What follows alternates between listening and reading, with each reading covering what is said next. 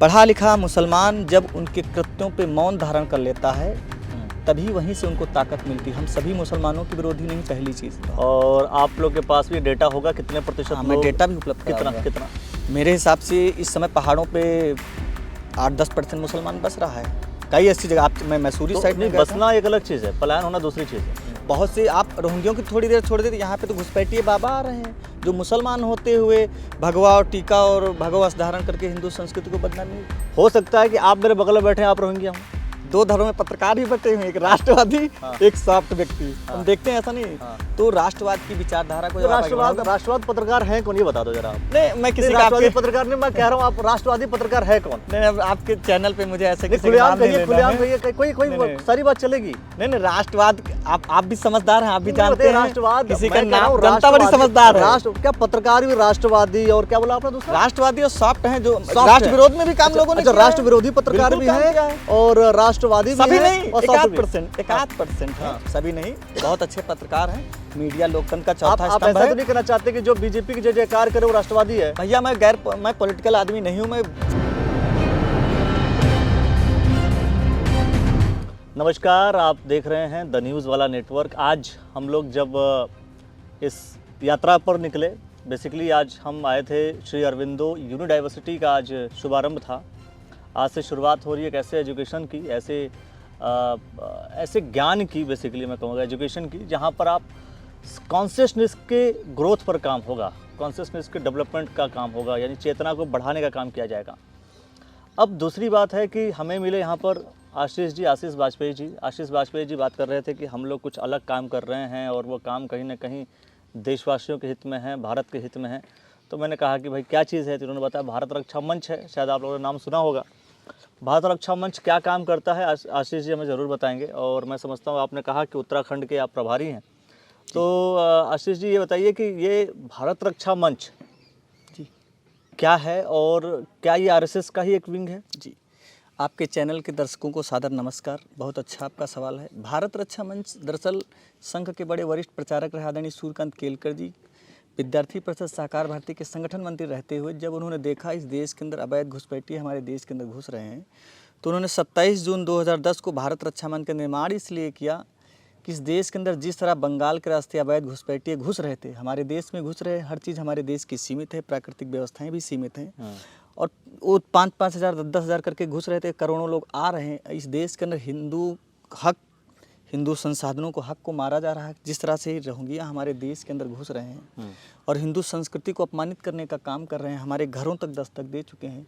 इससे हमारी संस्कृति का नुकसान हो रहा है, हमारे समाज का भी नुकसान हो रहा है। अभी भी घुस रहे हैं क्या? हाँ, क्यों नहीं आएगा? अपने ही देश के अंदर उसको संरक्षण कौन देता है? हमारे आपके बीच में बैठे हुए कुछ जयचंद, मैं कहता हूँ ऐसे लोग। तो जयचंद कौन है? नरेंद्र मोदी का नाम तो नहीं ले रहे हैं? नहीं, नरेंद्र मोदी का विषय, नरेंद्र मोदी तो राष्ट्रहित के लिए काम किया। राष्ट्रहित के लिए काम कर रहे हैं, प्रधानमंत्री हैं अगर वो जी, फिर भी अगर कोई घुसपैठिया घुस रहा है तो जिम्मेदारी किसकी? नहीं, पहले की अपेक्षा में बहुत, आप देखिए, आप डाटा ऐसा है, आप चेक करोगे तो आपको पता चलेगा पहले की अपेक्षा में बहुत गिरावट है। पहले हजारों लोग, बहुत काफी गिरावट है। बंद क्या, आप इधर, मैं तो मेरे पास ऐसे डाटे हैं, कहोगे तो मैं डाटा भी दूंगा।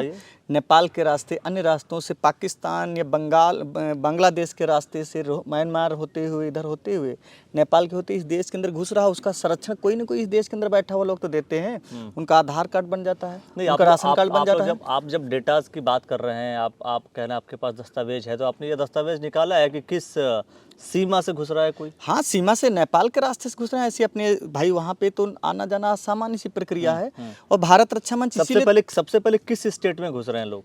सबसे पहले तो उठे बंगाल से निकले, बंगाल से इनका आना शुरू हुआ।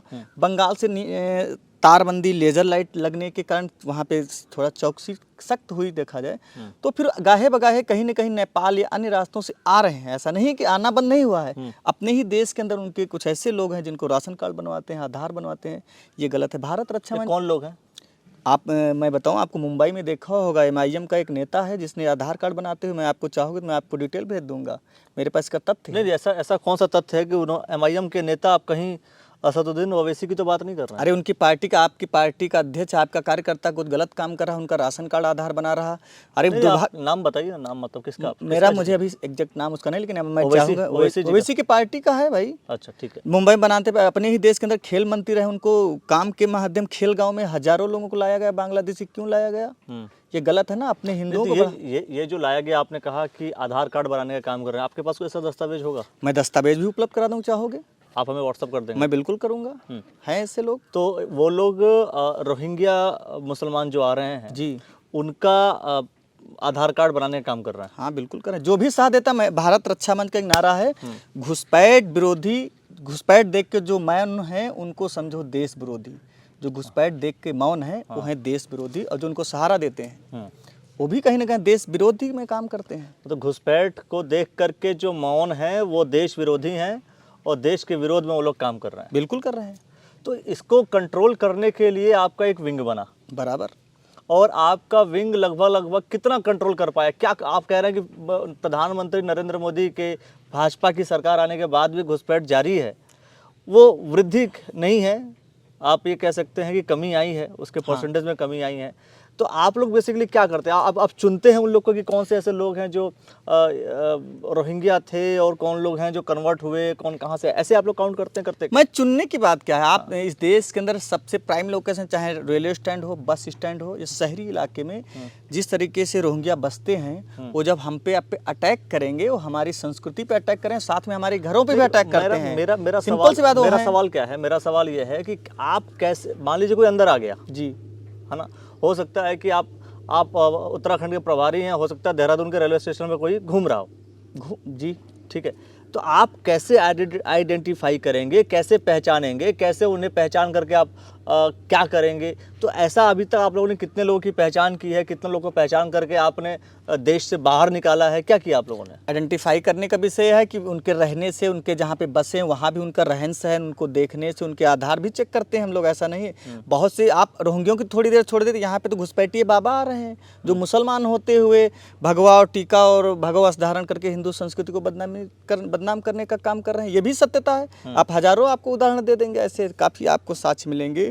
भारत रक्षा मंच ऐसी जागृति अभियान चलाता है, युवाओं को टारगेट करता है, महिलाओं को टारगेट करता है, और हिंदुवादी संगठनों को मिलकर इस देश के अंदर एक मुहिम चला रहा है। जिस तरह से इस्लामीकरण, ईसाईकरण, जिस तरह से ये घुसपैठी हमारे घरों में घुस रहे हैं, ये आने वाले समय में देखिए, क्योंकि सीमा पर तो रक्षा सेना कर लेगी, लेकिन रक्षा देश के अंदर बैठे गद्दारों, देश विरोधियों के लिए करने के लिए भारत रक्षा मंच काम करता है। नहीं, आप करते, मैंने यही कहा आपसे। देखिए, मैं बहुत बेसिक, मैं समझता हूँ कि अगर हमारा चैनल आप देखेंगे और जितने भी लोग देखते हैं उनको पता है कि मैं बहुत ही लॉजिकल बात करता हूँ, बिल्कुल। और मेरा ये मानना है कि बिल्कुल ही क्रिस्टल क्लियर होना चाहिए, लोगों को समझ में आना चाहिए कि हम क्या कर रहे हैं जी।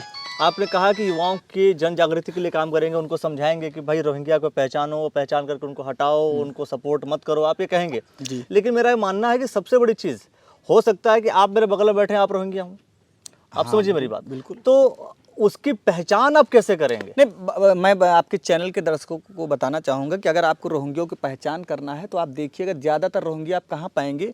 रेलवे स्टैंड के पास बैठे, उनको रहते झुग्गी बना के रहते हैं, भीख मांगने वाले रोहिंग्यों के ही बच्चे हैं। मुझे नहीं लगता इस देश के पढ़ा लिखा समझदार हिंदू कोई अपने बच्चों से भीख मंगवाएगा।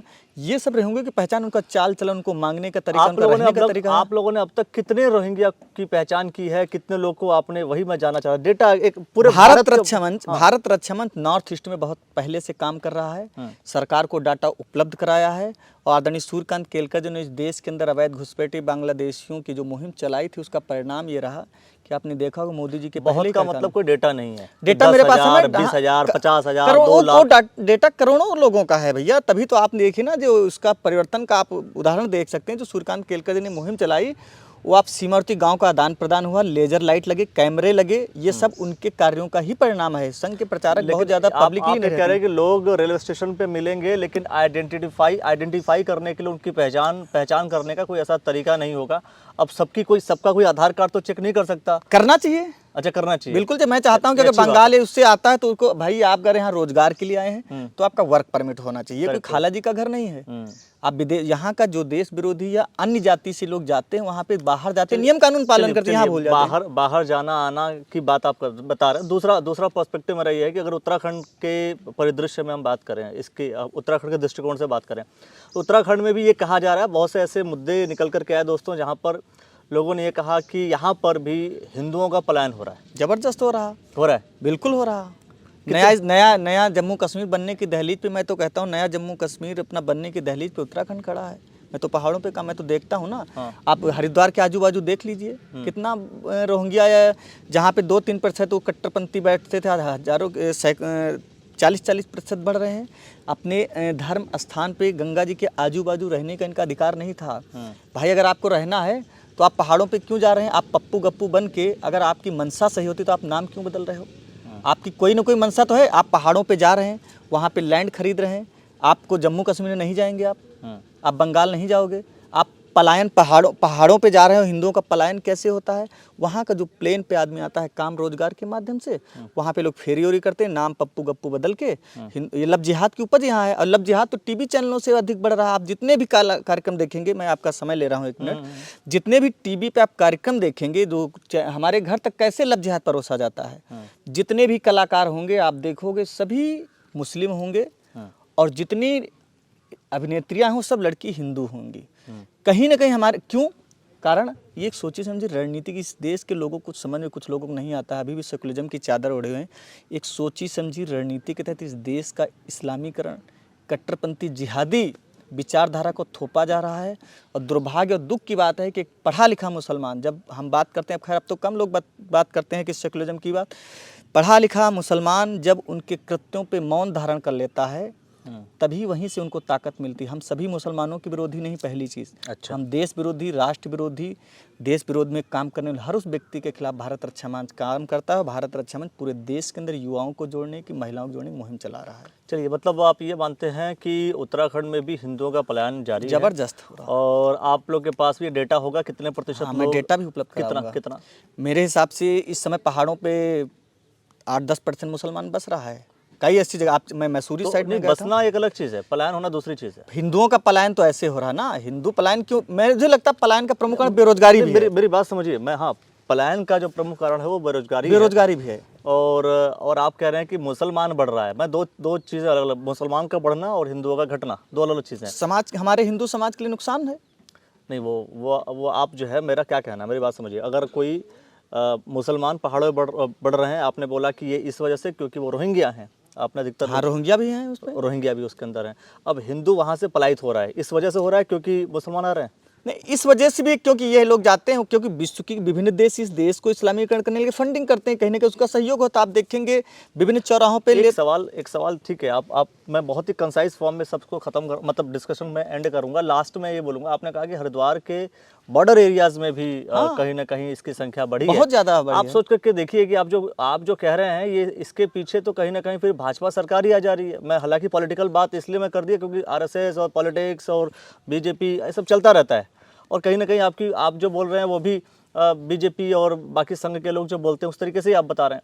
लेकिन मेरा ये कहना है कि ये यहाँ पर विधायक की बात करूं, मंत्रियों की बात करूं, सरकार की बात करूं, भारतीय जनता पार्टी की सरकार, फिर भी हरिद्वार जिले के आसपास रोहिंग्या मुसलमानों की संख्या ज़्यादा। देखिए, ये रोहिंग्यों का आना कोई यार नया नहीं है। नहीं, बात नया की नहीं है, पार्टी की सरकार में आप ही बताइए ना मुझे।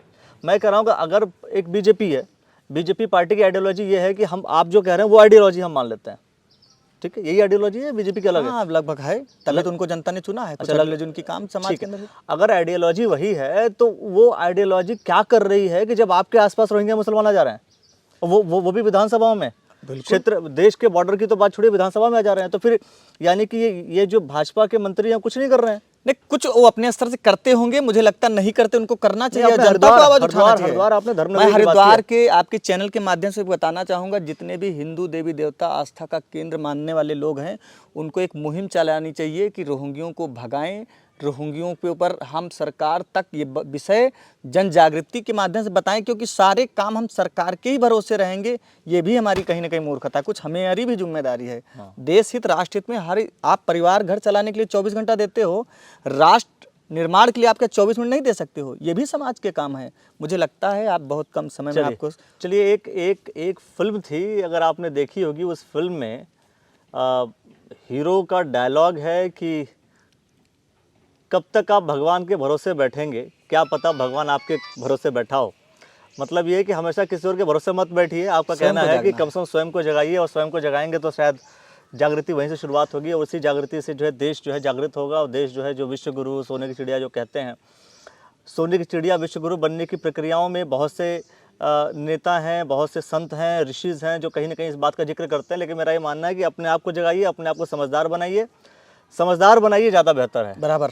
सेकुलरिज्म की बात मत कीजिए, बिल्कुल मत करिए। मुझे लगता है राष्ट्रवाद की लव में, राष्ट्रवाद की इस महायज्ञ में युवाओं को और पत्रकार, आप जैसे पत्रकार हैं, उनको भी बहुत आगे आने की जरूरत है। मैं देखता हूँ इस देश के अंदर दो धड़ों में पत्रकार ही बटे हुए हैं, एक राष्ट्रवादी, एक सॉफ्ट व्यक्ति। हम देखते हैं ऐसा नहीं। तो राष्ट्रवाद की विचारधारा को राष्ट्रवाद पत्रकार हैं कौन, ये बता दो जरा आप। नहीं, मैं किसी राष्ट्रवादी पत्रकार नहीं, मैं कह रहा हूँ आप राष्ट्रवादी पत्रकार है कौन? नहीं, आपके चैनल पे मुझे ऐसे खुलेआम कहिए, कोई सारी बात चलेगी। नहीं, राष्ट्रवाद, आप भी समझदार हैं, आप भी जानते हैं राष्ट्रवाद, किसी का नाम, जनता बड़ी समझदार है। क्या पत्रकार भी राष्ट्रवादी और क्या बोला आपने दूसरा? राष्ट्रवादी और सॉफ्ट हैं, जो राष्ट्र विरोध में भी काम लोगों ने किया है। राष्ट्र विरोधी पत्रकार भी हैं और राष्ट्रवादी भी सभी हैं, नहीं, और 1% है, सभी नहीं, बहुत अच्छे पत्रकार हैं। मीडिया लोकतंत्र का चौथा आप स्तंभ ऐसा है। तो नहीं कहना चाहते कि जो बीजेपी की जय जयकार करे वो राष्ट्रवादी है? भैया मैं पॉलिटिकल आदमी नहीं हूँ। मैं सिर्फ इस देश विरोधी कट्टरपंथी जिहादी लोगों को छोड़ के, चाहे संघ का व्यक्ति हो, चाहे भाजपा का हो, चाहे किसी हिंदुवादी संगठन का हो, किसी भी दल में हो, जो राष्ट्रवाद की बात करे वो हमारा है, आपसे जुड़ के काम। आपकी भाषा में क्या लगा आपको? आप राष्ट्रवाद की बात करते हैं, आप जैसे पत्रकारों को और संख्या बढ़ानी चाहिए। बस मुझे आप अच्छे व्यक्ति लगे, आप मैं आपसे पूछ रहा हूँ सारे सवाल, फिर राष्ट्रवादी आप मुझे मानेंगे? आप जो राष्ट्रवाद की बात करो, राष्ट्रवादी है, आप करोगे, आप कर ही रहे हैं। मैं तो सवाल कर रहा हूँ ना। मुझे लगता है आप जिस तरीके से काम कर रहे हैं, आप राष्ट्रवाद के और युवाओं को जोड़ें, राष्ट्र उत्थान के काम करें, आप राष्ट्रवाद का काम कर रहे हैं, अच्छी बात, शुभकामनाएं मेरी आपको। चलिए, देश के लिए मैं कह रहा हूँ साफ साफ, फिर से मैं कह रहा हूँ, समझदार बनिए, विवेक का इस्तेमाल कीजिए। विवेक जो कि बुद्धि से परे है, बुद्धि से ऊपर की चीज़ है, समझदारी से ऊपर की चीज़ है। विवेक का इस्तेमाल कीजिए, सही चीज़ का चयन कीजिए। बहुत से आपने जो कहा, मैं समझता हूँ कि उसको लेकर के भी बहुत से लोग कुछ अपनी प्रतिक्रियाएं देंगे। कमेंट सेक्शन में अपनी प्रतिक्रिया दीजिए। हो सकता है ज़रूर हम दोबारा बैठेंगे और कभी मिले तो कहीं भी बैठ के चर्चा करेंगे और शायद उन सवालों का भी जवाब लेने की कोशिश करेंगे। अगली बार मैं डाटा के साथ पहुंचूंगा। हाँ, डेटा ज़रूर मुझे चाहिए। आप सभी को नमस्कार, भाई साहब को भी नमस्कार। देखते रहिए द न्यूज़ नेटवर्क दोस्तों। बहुत बहुत शुक्रिया, बहुत बहुत धन्यवाद।